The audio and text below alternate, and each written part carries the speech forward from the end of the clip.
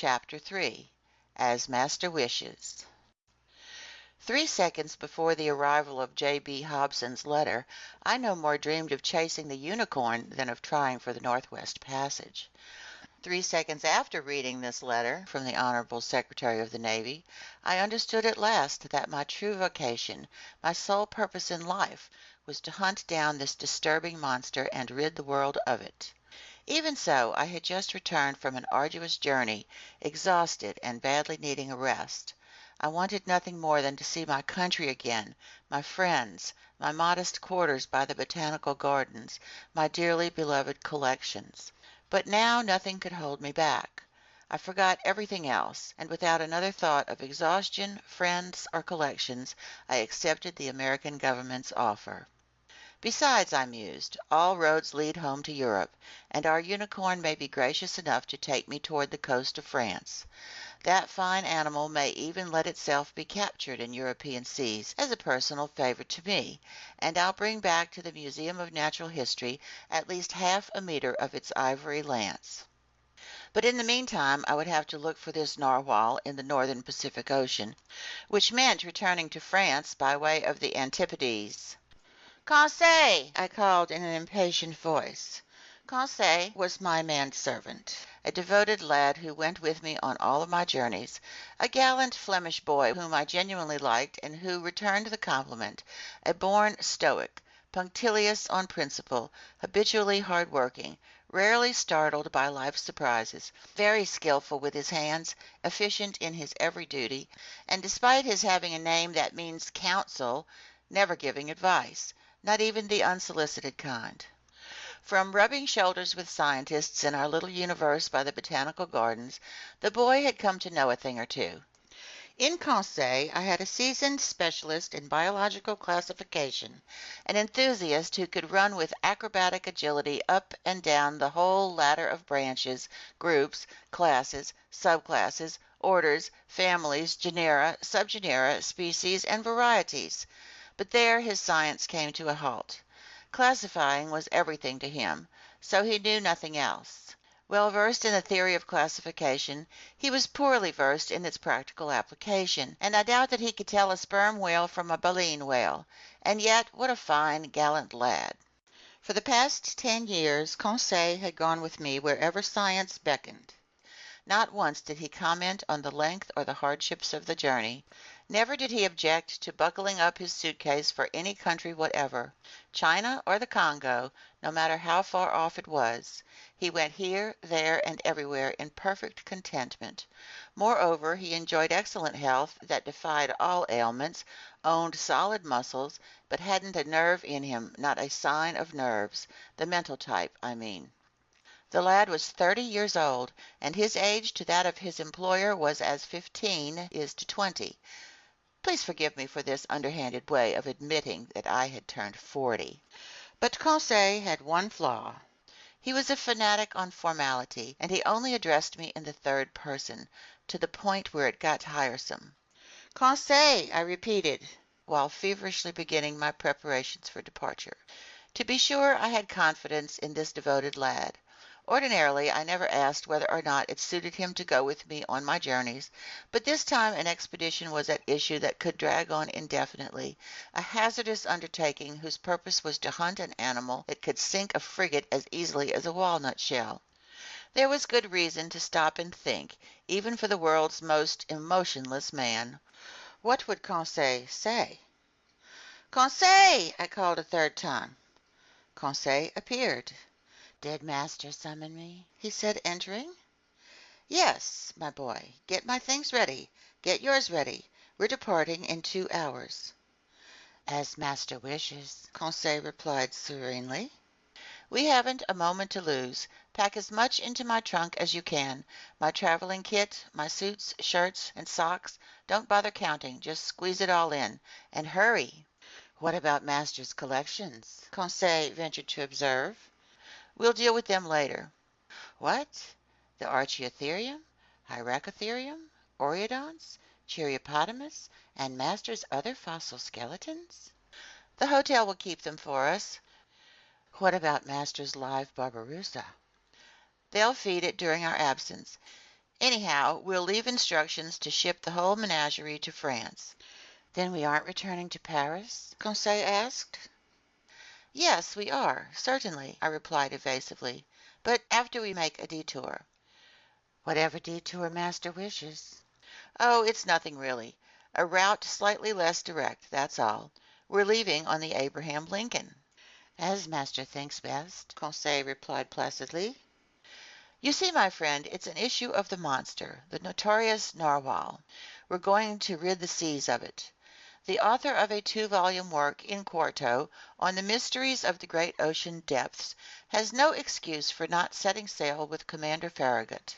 It's a glorious mission, but also a dangerous one. We don't know where it will take us. These beasts can be quite unpredictable.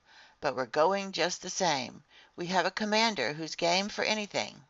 "What master does, I'll do," Conseil replied. "But think it over, because I don't want to hide anything from you. This is one of those voyages from which people don't always come back." "As master wishes." A quarter of an hour later our trunks were ready. Conseil did them in a flash, and I was sure the lad hadn't missed a thing, because he classified shirts and suits as expertly as birds and mammals. The hotel elevator dropped us off in the main vestibule on the mezzanine. I went down a short stair leading to the ground floor. I settled my bill at that huge counter that was always under siege by a considerable crowd. I left instructions for shipping my containers of stuffed animals and dried plants to Paris, France. I opened a line of credit sufficient to cover the Barbarossa, and, Conseil at my heels, I jumped into a carriage. For a fare of 20 francs, the vehicle went down Broadway to Union Square, took Fourth Avenue to its junction with Bowery Street, turned into Catherine Street, and halted at Pier 34. There the Catherine ferry transferred men, horses, and carriage to Brooklyn, that great New York annex located on the left bank of the East River, and in a few minutes we arrived at the wharf next to which the Abraham Lincoln was vomiting torrents of black smoke from its 2 funnels. Our baggage was immediately carried to the deck of the frigate. I rushed aboard. I asked for Commander Farragut. One of the sailors led me to the afterdeck, where I stood in the presence of a smart-looking officer who extended his hand to me. "Professor Pierre Aronnax?" he said to me. "The same," I replied. "Commander Farragut?" "In person. Welcome aboard, Professor. Your cabin is waiting for you." I bowed, and letting the commander attend to getting under way, I was taken to the cabin that had been set aside for me. The Abraham Lincoln had been perfectly chosen and fitted out for its new assignment. It was a high-speed frigate, furnished with superheating equipment that allowed the tension of its steam to build to 7 atmospheres. Under this pressure, the Abraham Lincoln reached an average speed of 18.3 miles per hour, a considerable speed, but still not enough to cope with our gigantic cetacean. The frigate's interior accommodations complemented its nautical virtues. I was well satisfied with my cabin, which was located in the stern and opened into the officers' mess. "We'll be quite comfortable here," I told Conseil. "With all due respect to master," Conseil replied, "as comfortable as a hermit crab inside the shell of a whelk." I left Conseil to the proper stowing of our luggage and climbed on deck to watch the preparations for getting under way. Just then Commander Farragut was giving orders to cast off the last moorings holding the Abraham Lincoln to its Brooklyn pier, and so if I had been delayed by a quarter of an hour or even less, the frigate would have gone without me, and I would have missed out on this unearthly, extraordinary, and inconceivable expedition, whose true story might well meet with some skepticism. But Commander Farragut did not want to waste a single day or even a single hour in making for those seas where the animal had just been sighted. He summoned his engineer. "Are we up to pressure?" he asked the man. "Aye, sir," the engineer replied. "Go ahead, then," Commander Farragut called. At this order, which was relayed to the engine by means of a compressed air device, the mechanics activated the startup wheel. Steam rushed whistling into the gaping valves. Long horizontal pistons groaned and pushed the tie rods of the drive shaft. The blades of the propeller churned the waves with increasing speed, and the Abraham Lincoln moved out majestically amid a spectator-laden escort of some 100 ferries and tenders. Author's note: tenders are small steamboats that assist the big liners. The wharves of Brooklyn and every part of New York bordering the East River were crowded with curiosity seekers. Departing from 500,000 throats, 3 cheers burst forth in succession. Thousands of handkerchiefs were waving above these tightly packed masses, hailing the Abraham Lincoln until it reached the waters of the Hudson River at the tip of the long peninsula that forms New York City. The frigate then went along the New Jersey coast, the wonderful right bank of this river, all loaded down with country homes, and passed by the forts to salutes from their biggest cannons. The Abraham Lincoln replied by 3 times lowering and hoisting the American flag, whose 39 stars gleamed from the gaff of the mizzen sail. Then changing speed to take the buoy-marked channel that curved into the inner bay, formed by the spit of Sandy Hook, it hugged this sand-covered strip of land where thousands of spectators acclaimed us one more time. The escort of boats and tenders still followed the frigate and only left us when we came abreast of the lightship, whose 2 signal lights marked the entrance of the Narrows to Upper New York Bay. 3 o'clock then sounded. The harbor pilot went down in his dinghy and rejoined a little schooner waiting for him to leeward. The furnaces were stoked, the propeller churned the waves more swiftly, the frigate skirted the flat, yellow coast of Long Island, and at 8 o'clock in the evening, after the lights of Fire Island had vanished into the northwest, we ran at full steam onto the dark waters of the Atlantic. End of chapter 3.